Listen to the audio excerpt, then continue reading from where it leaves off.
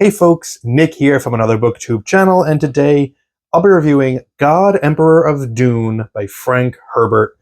I didn't plan to do a review of this initially, even though when I was reading it, I enjoyed it. I didn't know that would have too much to say about it, but yesterday David Lynch passed away, and I love David Lynch's movies. His Dune is awful. It's absolutely a terrible movie. He hated it. It was a point in his career that I think he would have preferred to just kind of erase, and for good reason. The studio was really interfering with him. Final product stunk. So the fact that he passed away on the same day that I finished a Dune book, I was like, all right, maybe there's something here. Maybe I just want to talk about it, and it'll also be a way to kind of commemorate and honor David Lynch. I got the Twin Peaks sheriff shirt on today as well.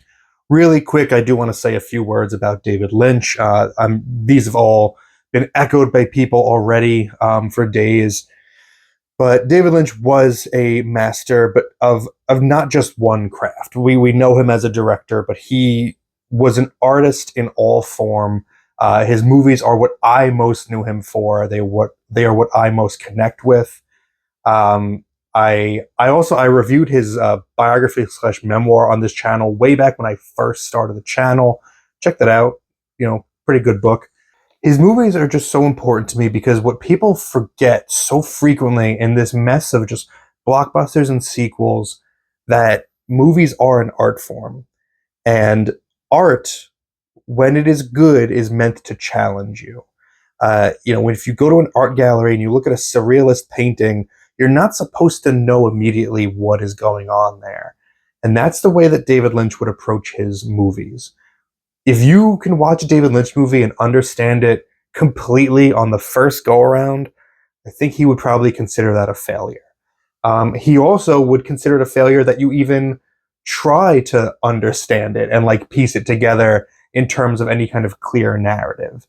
That's not what I think he was about. He was about creating these dreamlike, emotional-driven experiences that forced you to reflect inwardly and see how are these images and these sounds making you feel, and how are you reacting to them. Think about it on your own. Form your own conclusions, which is why he was so special. Though his movies are so great. So that's what I wanted to say about David Lynch. Let's talk about God, Emperor of Dune. Let's talk about why we're here. God, Emperor of Dune is the fourth Dune book, and it is the conclusion of the Golden Path arc that Frank Herbert wrote. Frank Herbert wrote a total of 6 Dune books. I have no idea what the next 2 are about. And even though I enjoyed God, Emperor of Dune, I don't know that I'm ever going to find out. I think my Dune journey ends here. I'm going to talk about this assuming you are familiar with the previous 3 books. They're decades old now. I don't really care about spoilers. But God, Emperor of Dune picks up 3,500 years after the events of Children of Dune. Paul Atreides' son, Leto II, is mostly worm. He's in a pre-worm state. Following the events of Children of Dune, he is metamorphosing into a sandworm. Not only that, but the planet of Arrakis can no longer be called Dune, colloquially, because it is lush with vegetation and life and rainfall. There's only a small area left that is desert, and this is where Leto, this is where he lives, where his palace is, and he has become the God Emperor of the universe. He controls the spice distribution, because there's no more sandworms left other than what he's turning into to create new spice. So there's only just what exists, and he's doling it out, and he's controlling people in that way. And he's doing it all because he's trying to keep humanity on the golden path towards survival. And what he keeps trying to reiterate to people who question him is, I'm doing what I'm doing because I have seen the future. I am prescient, and I know what's going to happen. This is how we survive as people, as humanity. And Of course, in any type of situation where it's like an authoritative state, there are rebels. So his is it I guess niece? The relations get really weird because there's a lot of cloning and like breeding programs going on. But his niece, I'll call her his niece, Siona, is like a head of a rebel faction who's trying to take him down.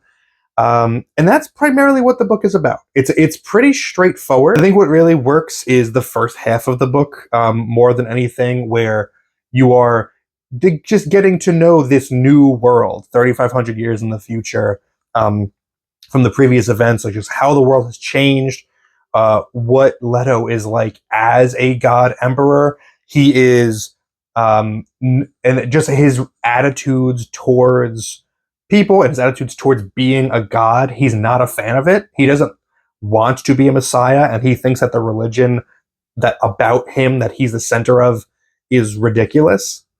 But he knows that it's necessary in order to complete this golden path. It's an interesting idea to see this messiah figure at the center who doesn't like being the messiah. It continues his father's story of Paul, who walked away from it all in Dune Messiah because he saw what a problem it was to be a messiah figure.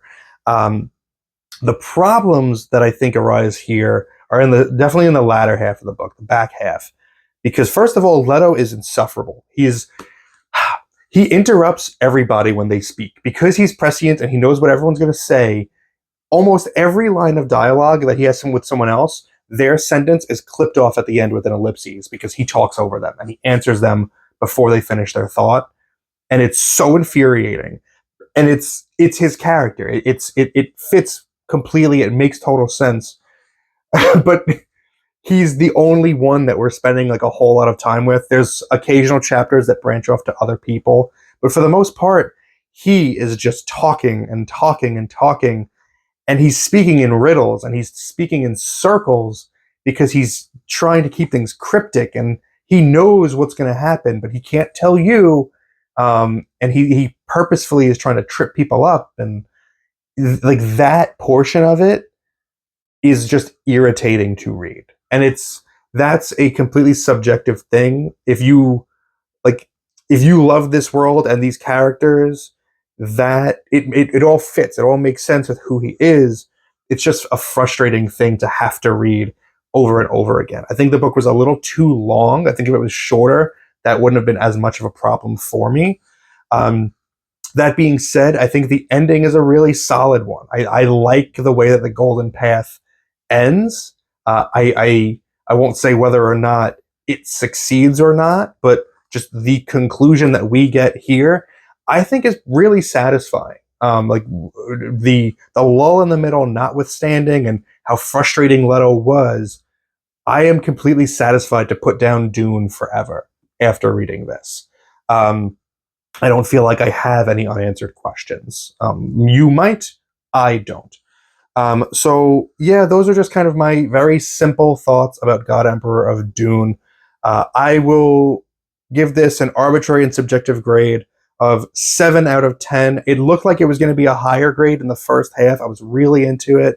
But it just really it got kind of boring and slow in the second half.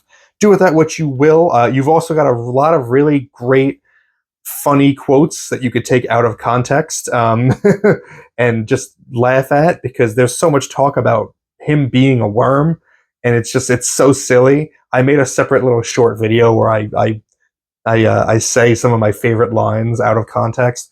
Some real zingers and dingers in there. Check that out. Let me know if you've read God Emperor of Dune and your thoughts on it in the comments below.